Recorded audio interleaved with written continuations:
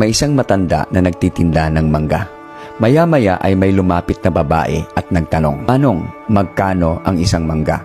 Sabi ng matanda, 10 ang isa. Sabi ng babae, "Bibili ako ng 20, pero ang gusto ko, 3 ang isa. Kung di ka papayag, aalis na lang ako."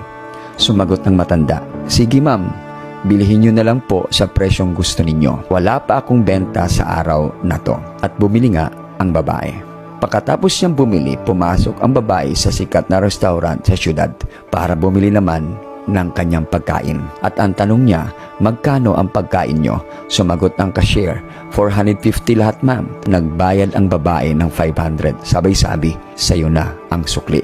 Itong istoryang ito ay normal lang sa mga taong may pera. Pero napaka-unfair naman sa parte ng matanda na nagtitinda. Bakit may ilan sa atin na nagdadamot sa mga taong kailangan ng tulong natin? Pero mapagbigay naman tayo sa mga taong hindi naman kailangan ng tulong. Mga kaibigan, gamitin mo yung pera mo para maayos ang ugali mo. Huwag mong ipakita ang ugali mo para lalong dumami ang pera mo.